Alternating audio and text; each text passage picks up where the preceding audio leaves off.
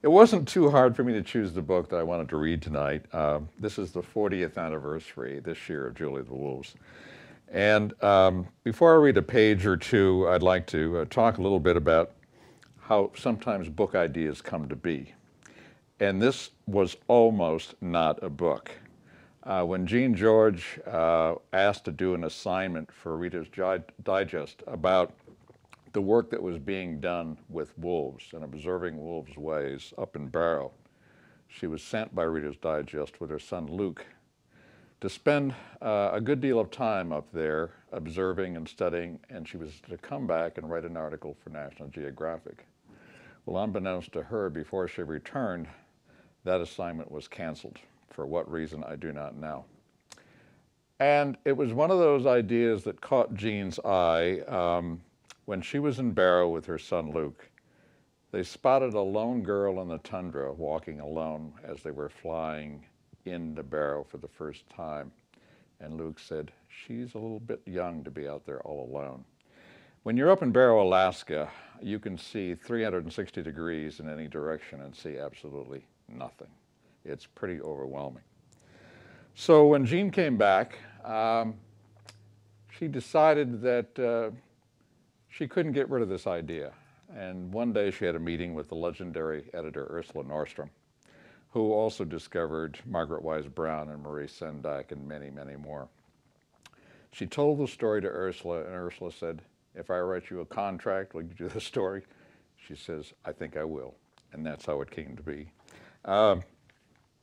Some of you know, and some of you may not know, that Jean died in May after 92 years of wonderful life. She's written over 100 books, and I have had the great honor to work with her for 22 years. We produced 18 books together. I was honored to be able to illustrate the 25th anniversary of this, and now it's 40 years.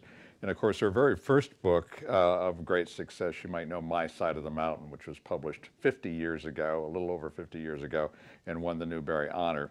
And that was almost a banned book because Sam Gribley runs away and lives on a mountain in the Catskills for a year. I think today that may have never been published. The reason that Julie is so unique is that it's a girl coming of age, and it's somewhat the way Sherman Alexie tries to write about the conflict of culture. Sherman has a slightly more graphic idea of explaining it, but it's how modern white culture has affected Native American culture, and I think that was the dilemma. But Julie is 13 years old. Her mother died when she was only 4. Her father was a great hunter and disappeared at some point in her life.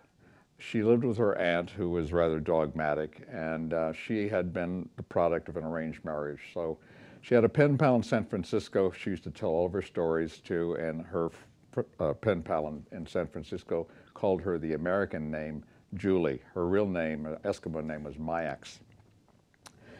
And so she decides that because she had lived with her father very early on and learned the ways of a hunter, that she was going to run away and live with the wolves. And so she does. Mayax pushed back the hood of her sealskin parka and looked at the Arctic sun. It was a yellow disk in a lime green sky, the colors of 6 o'clock in the evening, in a time when the wolves awoke. Quietly, she put down her cooking pot and crept at the top of a dome-shaped frost heave, one of the many earth buckles that rise and fall in the crackling cold of the Arctic winter.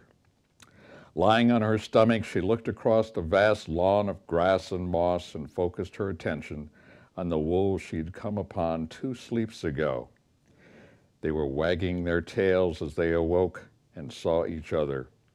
Her hands trembled and her heartbeat quickened, for she was frightened, not so much for the wolves, for they were shy and many harpoon shots away, but because of her desperate predicament.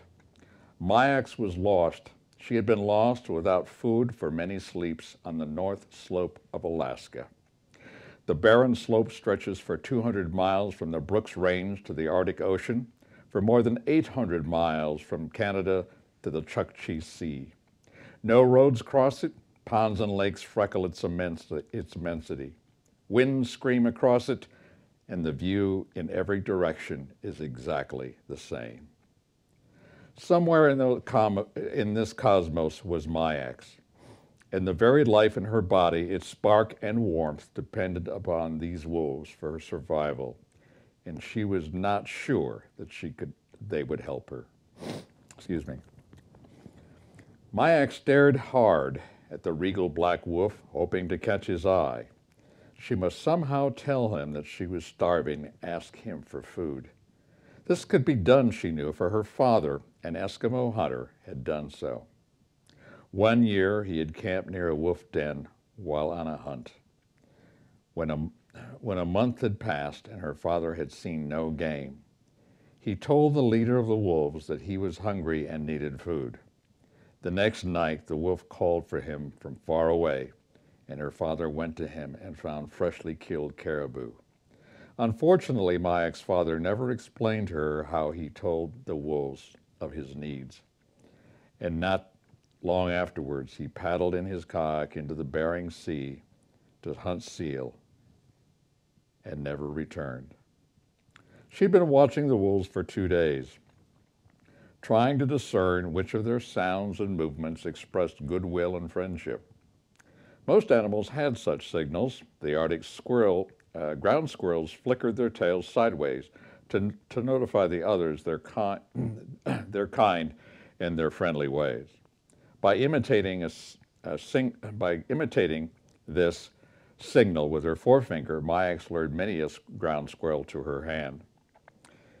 If she could discover such a gesture for the wolves, she would be able to make friends with them and share their food, like a bird or a fox. Propped on her elbows with her chin in her fists, she stared at the black wolf, trying to catch his eye. She had chosen him because he was much larger than the others, and because he walked like her father, Kapugan, with his head high and his chest out.